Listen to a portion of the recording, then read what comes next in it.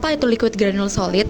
Nah, dia itu adalah kondisi saat cairan itu mengalir di atas kumpulan butiran padat.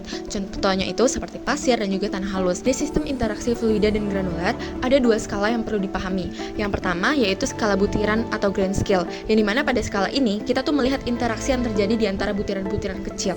Nah, yang kedua itu skala kontinum atau skala besar, yang dimana pada skala ini yang diamati bukan lagi butiran satu persatu, tetapi keseluruhan lapisan granular. Yang dimana fluida yang mengalir itu dapat mendorong lapisan butiran sehingga akan ikut bergerak bersama aliran. Mixed tank with a granular solid adalah sistem pencampuran antara fluida cair dan partikel padat berbentuk granular. Ketika impeller berputar, terbentuk aliran fluida di dalam tangki, biasanya dari atas ke bawah atau sebaliknya. Aliran ini menghasilkan gaya angkat yang mampu mengatasi gaya gravitasi, sehingga partikel yang semula mengendap di dasar mulai terangkat. Dengan bantuan baffle, aliran menjadi terarah dan turbulen, sehingga partikel tersebar merata ke seluruh bagian tangki. Interaksi antara fluida dan partikel menyebabkan pencampuran yang intens, meningkatkan perpindahan massa dan efisiensi proses. Hasil akhirnya adalah campuran homogen atau slurry yang penting dalam berbagai proses industri seperti reaksi kimia dan pelarutan. Selanjutnya, saya akan membahas mengenai fenomena penting yang terjadi. Pertama, deformasi pada lapisan granular. Artinya, lapisan butiran padat di bawah tidak hanya diam saja. Saat fluida mengalir di atasnya, butiran bisa bergeser, berubah susunan atau bentuknya permukaan ikut berubah.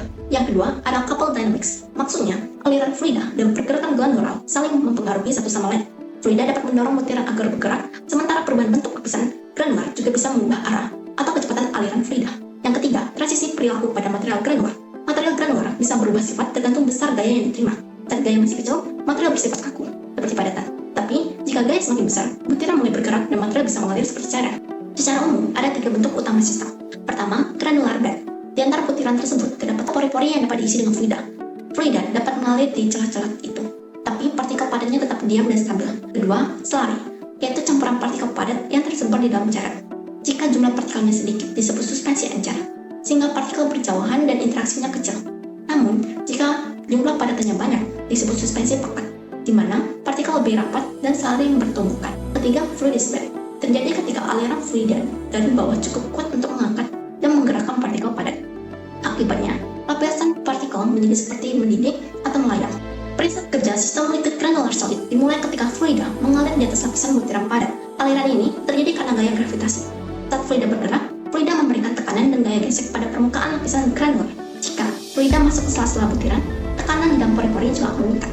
Lapisan granular akan merespon tergantung besar gaya yang akan diterima. Jika gaya masih kecil, lapisan tetap diam, kepadatan.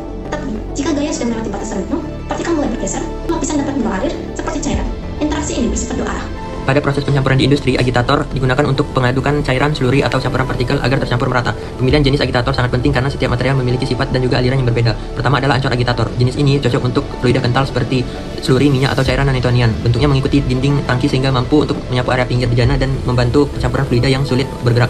Semakin tinggi kecepatan putar, area yang merata akan semakin besar. Kedua adalah royston turbine. Agitator ini digunakan untuk menghasilkan turbulensi tinggi saat berputar. Impeller mendorong fluida dengan kuat sehingga terbentuk pusaran dan aliran cepat di sekitar sudu. Jenis ini sangat baik untuk proses pencampuran cairan, dispersi gas, atau proses yang membutuhkan energi tinggi. Ketiga adalah pedal agitator. Jenis ini sering digunakan untuk material granular dan campuran padat.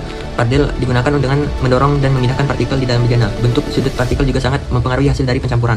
Dalam perancangannya, ada beberapa hal yang penting harus diperhatikan. Pertama adalah daya per volume, yaitu energi pengadukan yang diberikan di setiap volume cairan. Ini sangat penting terutama saat menaikkan skala dari laboratorium ke industri. Kedua adalah homogenitas campuran. Tujuan agitator bukan selalu untuk membuat campuran sempurna, tetapi cukup merata sesuai kebutuhan proses industri. Dan yang ketiga adalah geometri impeller. Seperti bentuk dan ketebalan blade, desain blade juga mempengaruhi konsumsi daya dan kemampuan untuk menggerakkan fluida atau partikel. Keempat adalah kondisi suspensi padat. Agitator harus mampu untuk mengangkat partikel dari dasar tangki agar tidak mengendap. Dan terakhir, layout sistem, termasuk posisi inlet dan outlet dalam sistem kontinu, letak saluran dan keluar juga mempengaruhi distribusi partikel di dalam tangki. Jadi desain yang baik itu bukan hanya pengaduk tetapi menyesuaikan jenis dari fluida, kebutuhan pencampuran dan skala proses di industri.